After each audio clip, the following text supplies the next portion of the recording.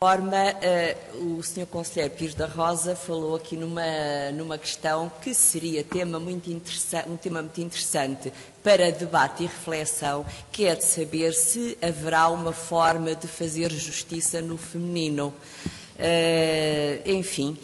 Pode ser que um dia vamos analisar e possamos estudar esta questão numa altura em que, de facto, as mulheres estão a ter um papel já muito relevante, já o tinham na advocacia e estão a ter agora na magistratura, e em que as mulheres começam a chegar aos tribunais supremos, inclusive, designadamente, ao Supremo Tribunal de Justiça.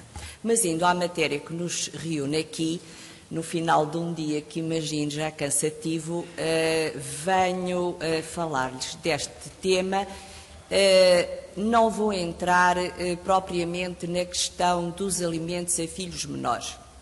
Não porque seja um segmento do tema que seja menos relevante, mas porque considero que as questões que suscita estão mais debatidas e porque a minha experiência me diz que o que verdadeiramente levanta questões graves, difíceis e que mexem com os afetos e que mexem connosco quando estamos a analisá-los e a julgá-los são, sobretudo, os problemas da guarda e do regime de visitas. A questão dos alimentos ou o progenitor que não tem a seu cargo os filhos ou o filho não tem bens e, de facto, eu subscrevo por inteiro a solução que foi avançada pelo Sr. Sousa Machado. Fixa-se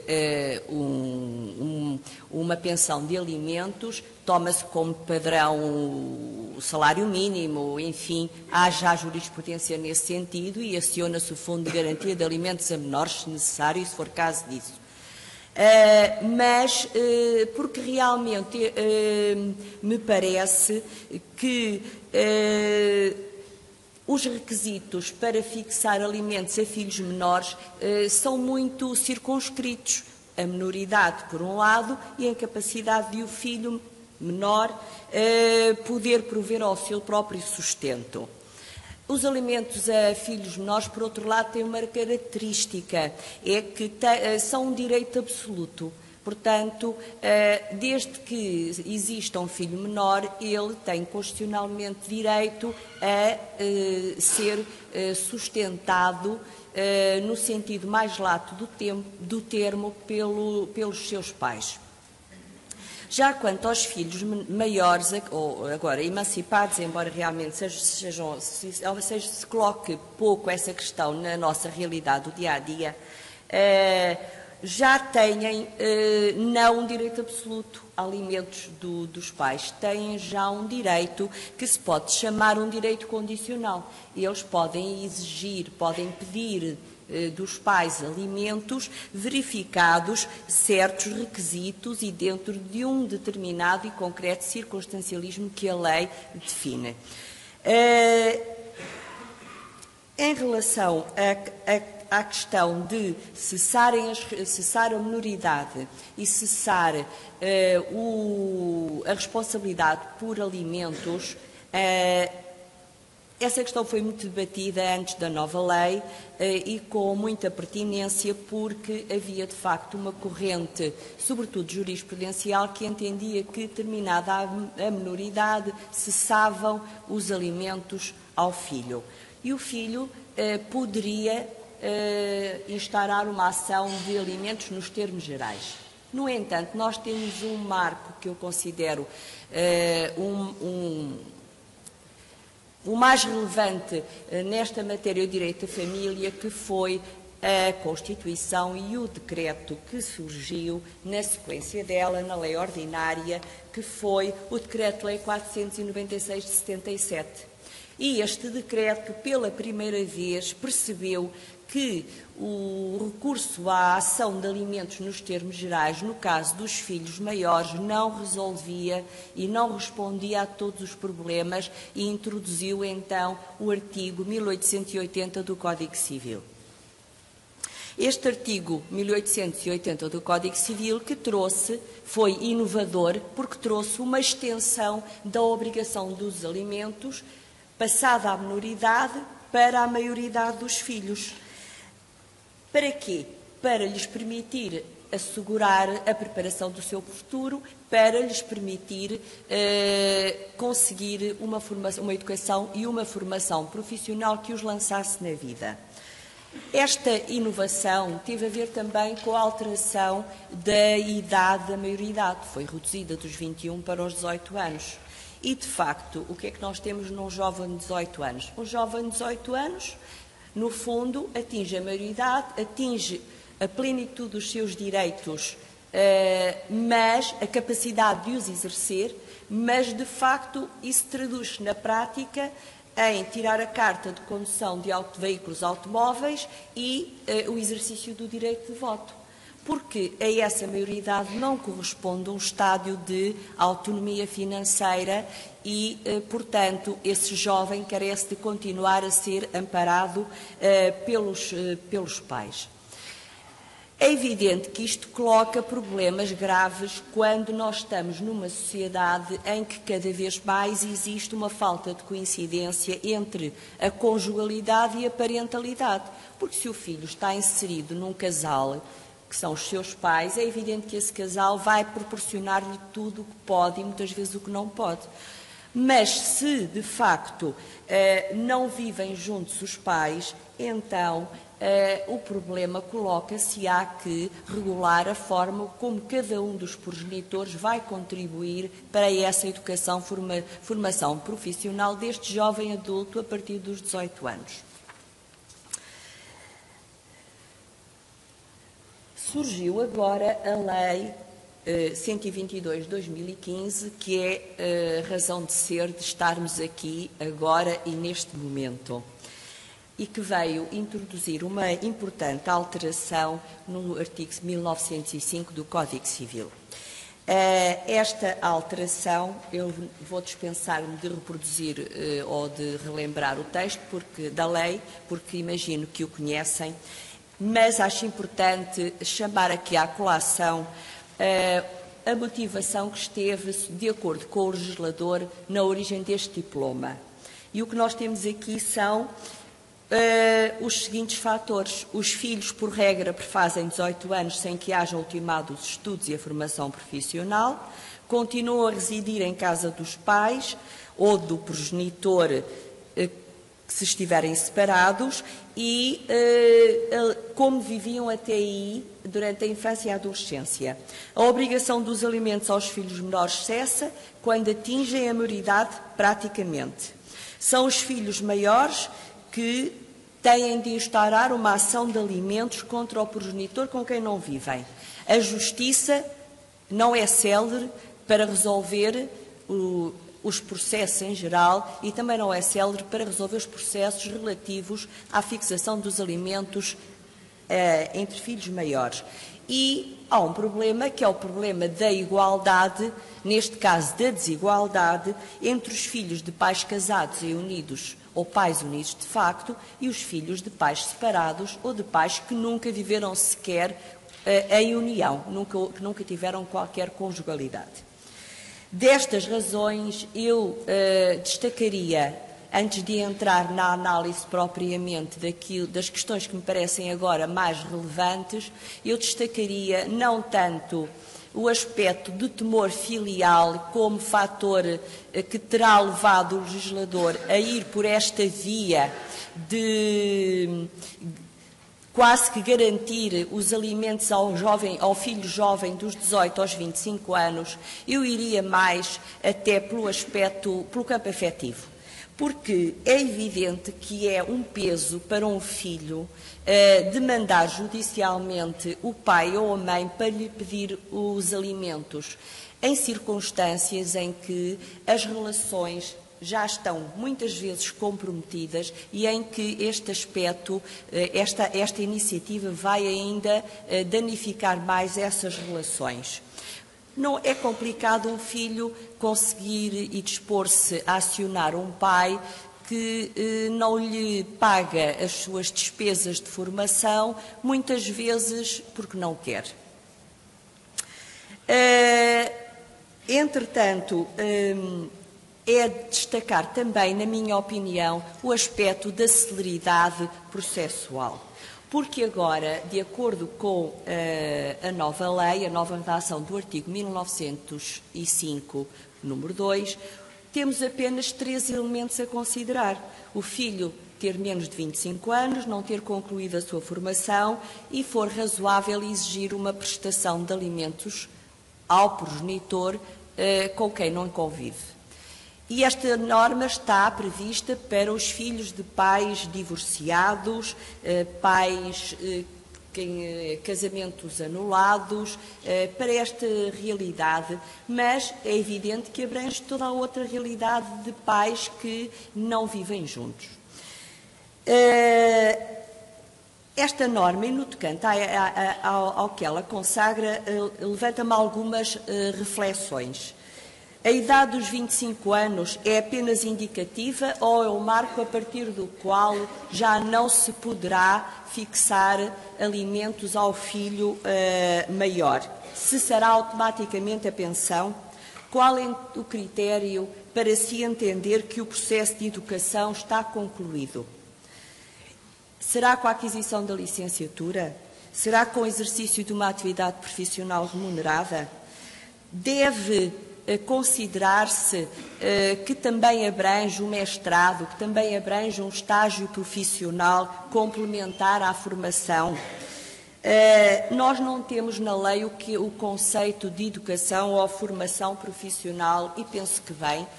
É um critério, é um conceito elástico que terá de ser densificado na prática, sobretudo pela jurisprudência, na aplicação casuística da lei.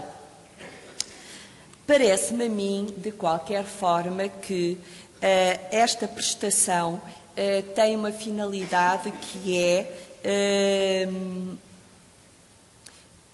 estabelecer uma presunção, digamos, de necessidade a favor do filho maior que ainda não prefez os 25 anos.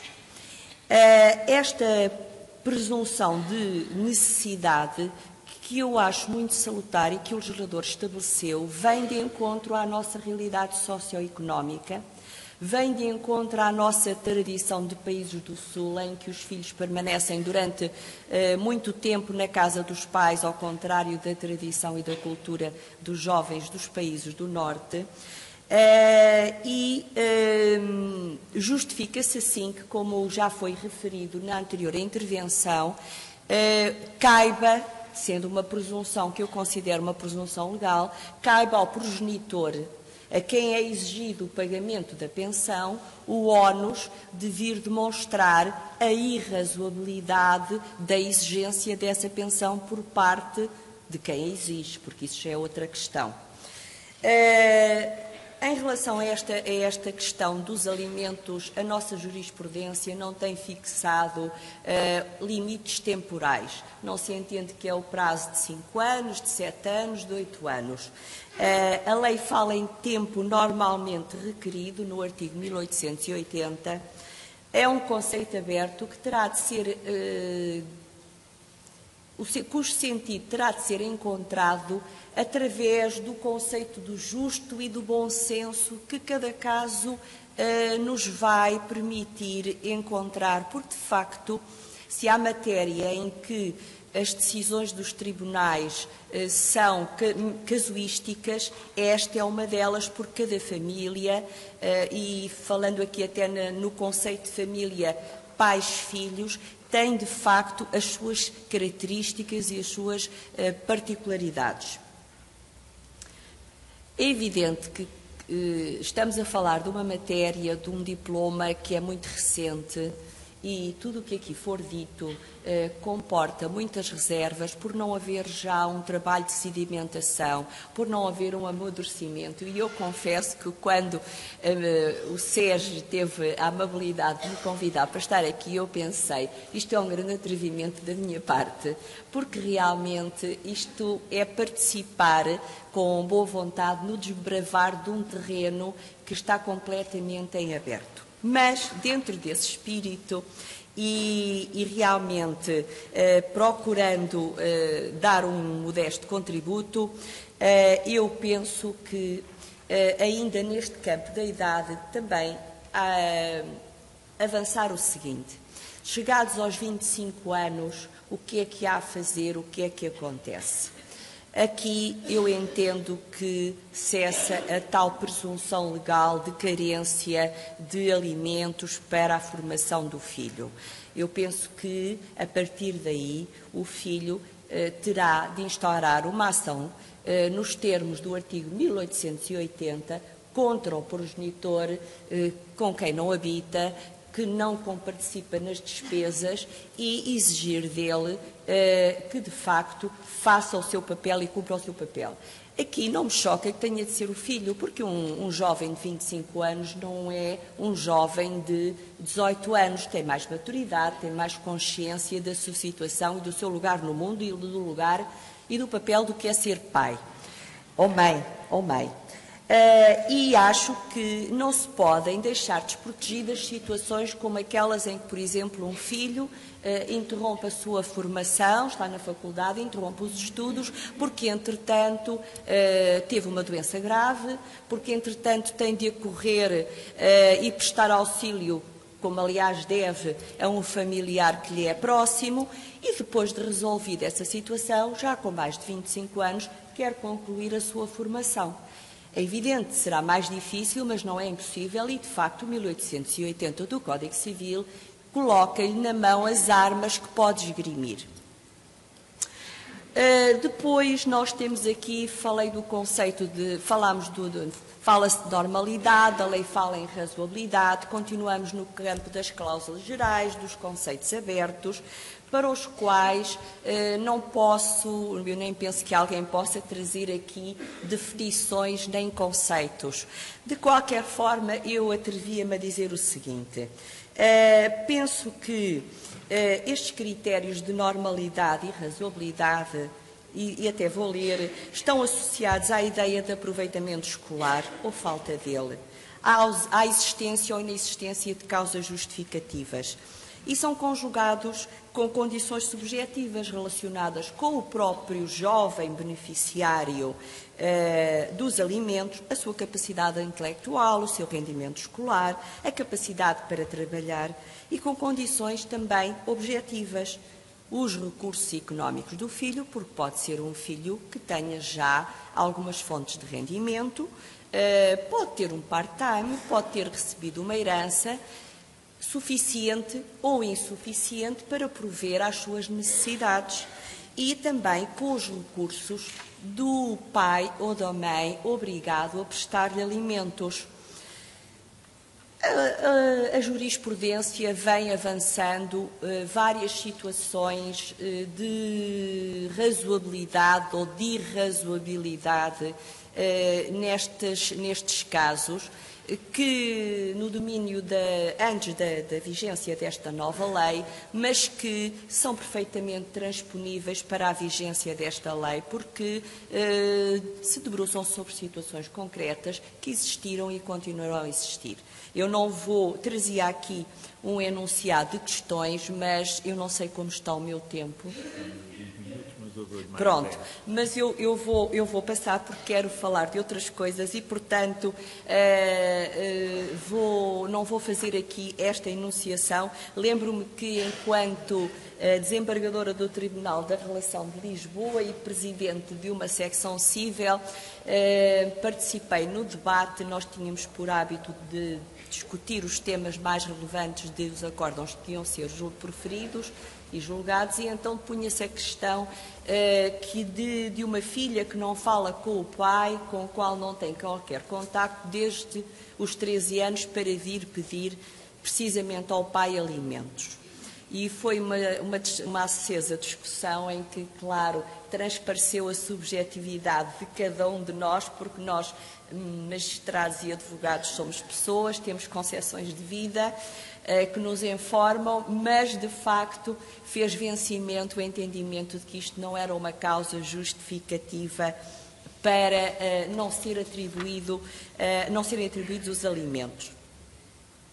Depois também há outra questão que se pode colocar aqui no conceito de razoabilidade e irrazoabilidade, que é saber se deve aplicar-se ou não aquela norma que consta da linha C de 2013 do Código Civil, que é se devemos fazer apelo ou não ao conceito de culpa grave relativamente ao comportamento do filho. A jurisprudência divide-se, há quem entenda que não se aplica, há quem entenda que se aplica.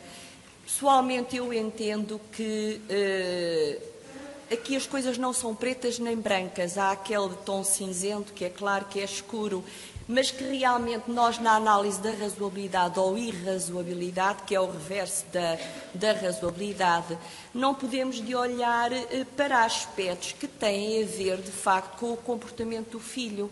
Se o filho está a uns 8 anos para tirar uma licenciatura de 5 e, de facto, não há justificação plausível para isso, para mim é irrazoável e isto envolve, de alguma forma, um conceito de imputabilidade, digamos, de culpa, não soube aproveitar as oportunidades. Isto estávamos a falar no domínio da alteração do Código Civil, mas as alterações desta Lei 122 também se refletiram no Código de Processo Civil e de uma forma muito relevante para a prática no seu número 3, no número 3 do artigo 989 do Código de Processo Civil. Porquê? Porque, de facto, veio conferir-se uma legitimidade processual ao pai ou à mãe que tem a seu cargo o filho maior de 18 anos. E esta legitimidade vem na linha de outras legislações, a francesa, a italiana. Aliás, a legislação francesa foi o modelo que se seguiu para a nossa lei e eu penso que é um passo importante. Também me parece que é um passo importante a questão de o juiz poder decidir ou os pais acordarem que a prestação seja entregue ao filho maior. Acho que é uma forma de responsabilização e ela, de facto, enquadrada por uma análise relativamente à maturidade do filho, pode ser responsabilizante, pode, de facto, trazer muitas vantagens no crescimento do filho. Em relação a esta, voltando à legitimidade do progenitor que tem o filho a seu cargo para propor a ação de alimentos, está aqui em causa o problema da prestação para o futuro. Em relação às prestações vencidas, discutia-se se a mãe tinha legitimidade, se tinha de ser o filho maior. Eu sempre entendi que a mãe, falo na mãe, porque realmente na maior parte dos casos são as mães que ficam com os filhos, é cultural, isto vai mudar, mas devagarinho, não muda já, mas entendia-se que maioritariamente que era possível. Se quer fosse através da justificação da substituição processual parcial representativa, como se disse num acórdão do Supremo Tribunal de Justiça, quer através da figura da subrogação legal, como eu entendia. Agora não, agora a situação é diferente, e ainda bem que é diferente, e agora temos uma situação que eu entendo que é de legitimidades concorrentes. Eu entendo que quer o pai ou a mãe que suporta os encargos com o filho maior, quer o próprio filho, exatamente, podem pedir a prestação de alimentos. Mas é evidente que nós não temos aqui, a lei não visa ser restritiva, visa ser abrangente e cada vez mais caminhamos nesse sentido. Agora, o que eu acho é que, sendo uma legitimidade própria do progenitor, depois há a preocupação de querer enquadrá-la, de querer conceptualizá-la. E depois, neste campo, surgem várias possibilidades. Falou-se em subrogação legal. Não me parece, porque de facto estamos perante prestações futuras e eu vejo com muita dificuldade a possibilidade de, em relação a prestações futuras, podermos falar em subrogação. Falou-se também em representação legal. Também não me parece de acolher esta tese, porque acho que estamos a falar de filhos maiores, com plena capacidade de gozo e de exercício, e penso que não se trata de uma representação. Cheguei à conclusão, enfim, com as devidas reservas, de que se estará perante uma figura de substituição processual. Posso ter só mais 5 minutos? Pronto, figura da substituição processual. E nós, felizmente, temos tido ilustres mestres de direito e o direito avança e os institutos desenvolvem-se e a realidade puxa, de facto, faz avançar o legislador, é o motor porque a vida é mais rica, mas curiosamente fui encontrar aquela que considero ser a solução para este caso no professor Anselmo de Castro. Porque o professor Anselmo de Castro já escrevia em tempos que apenas excepcionalmente a lei admite que, em lugar do próprio titular do direito ou da obrigação, outra intervenha na causa como autor ou como réu.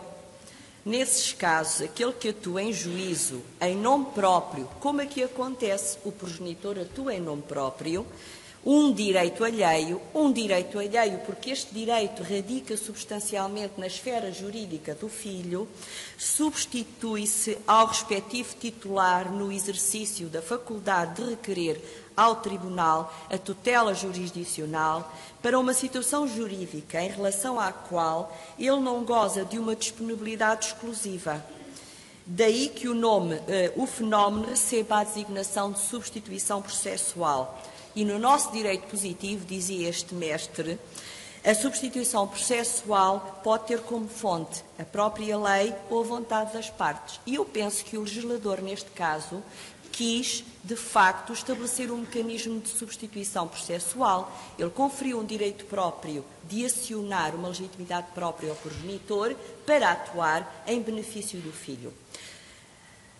E, numa nota muito rápida, só para não deixar de falar na aplicação da lei no tempo, eu diria o seguinte: nós encontramos no domínio das relações obrigacionais, obrigação de alimentos. Estamos num domínio de uma obrigação que nasce através de um vínculo familiar, que é o vínculo da filiação.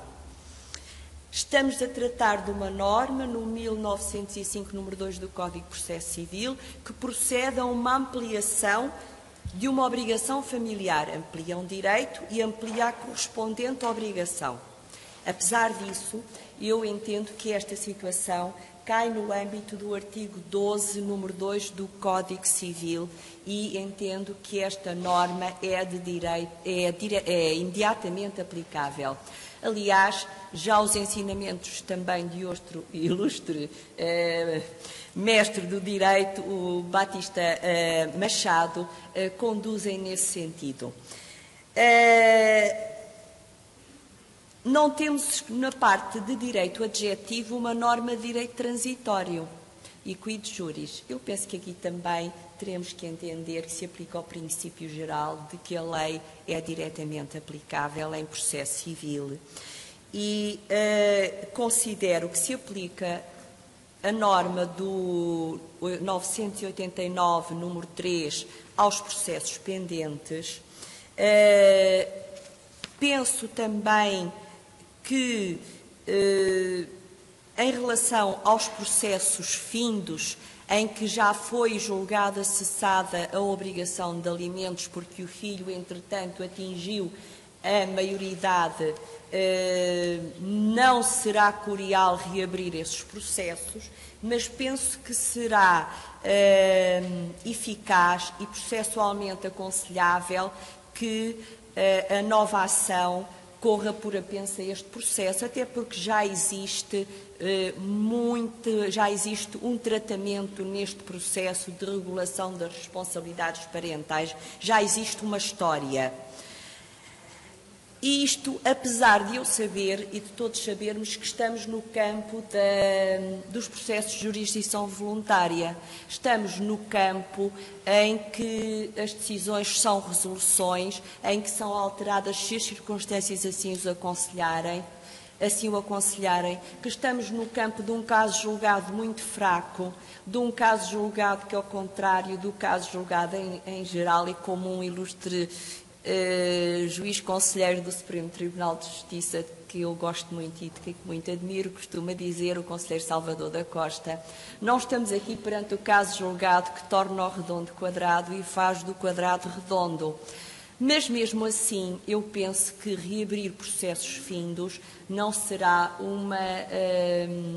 uma posição, não será um caminho, enfim, aconselhável. E, terminando e pedindo desculpa pela demora e se os macei, eu só diria o seguinte: a filosofia desta alteração é alargar direitos. O critério geral, para mim, isto também é o fruto da experiência. Reconheço que, quando comecei e entrei na magistratura muito jovem, era mais formalista e, de facto, a idade e a experiência permite-nos olhar a realidade de outra forma.